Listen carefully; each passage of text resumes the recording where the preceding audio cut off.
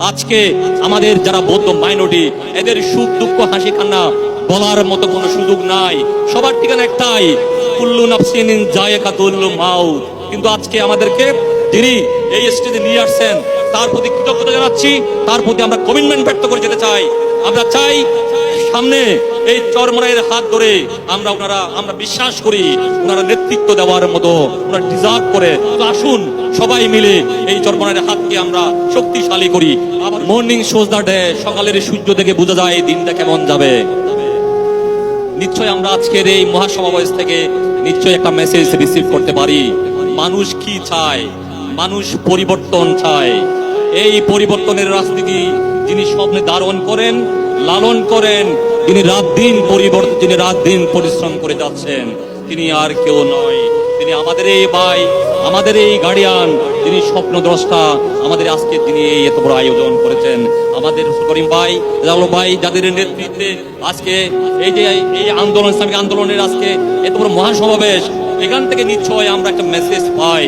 সুতরাং আমাদের একটা ভাই একটু আগে বলে গেছেন আজকে এই মহাসমাবেশ কেন, তিনটা জিনিসকে সামনে নিয়ে, সংস্কার, বিচার, পিয়ার।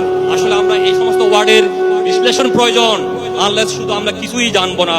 আমি সংস্কার নিয়ে কথা বলতে চাচ্ছি না, যেহেতু সংস্কারের যারা ধারক ও বাহক, আমি তাদের কাছে আমার এটাই রিকোয়েস্ট। আমি একটা জিনিস শুধু বলতে চাই, স্বাধীনতার 54 বছর পরে আমরা যারা মাইনরিটি হিসেবে বাংলাদেশে আছি, আপনারা জানেন প্রায় 54টা নৃগোষ্ঠী আছেন। এর মধ্যে 4টা সম্প্রদায়, বৌদ্ধ, হিন্দু, মুসলিম, খ্রিস্টান।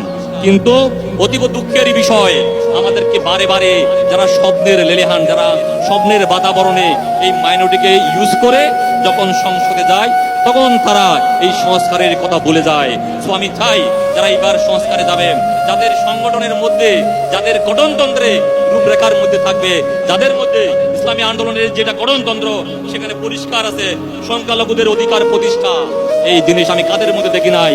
তাদের প্রমাণ আজকে এই যে মহাসমাবেশকে আমাদের মতো মানুষকে এসে মূল্যায়ন করেছেন। কয়েকটা কথা না বললে হয় না। আমাদের আরেক ভাই যিনি ইসলামিক ফাউন্ডেশনে এখানে আছেন, মাদানী ভাই, আমাদের ঢাকা শহরে আজকে 54 বছর ধরে মানুষ যখন মারা যায় তখন তার শেষ ঠিকানা আপনারা, আমি আরেকটা অনুষ্ঠানে বলছিলাম, কোথায়?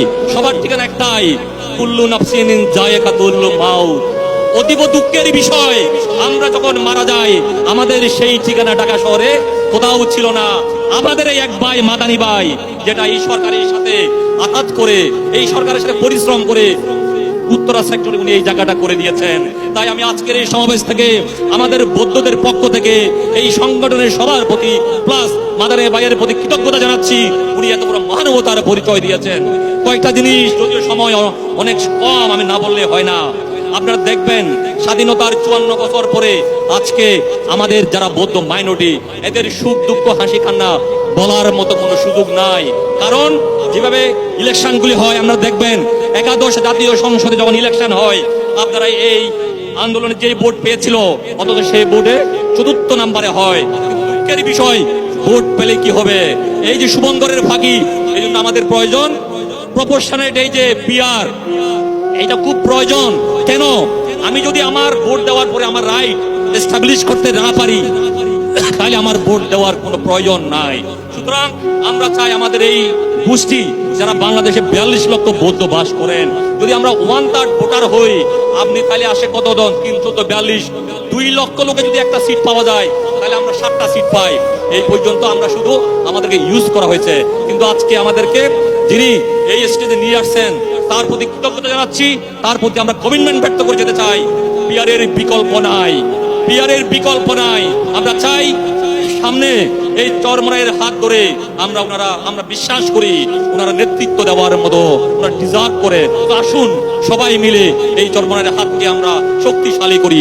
আবারও সবাইকে সালাম জানিয়ে আমি আমার সংক্ষিপ্ত বক্তব্যটুকু এখানেই শেষ করলাম।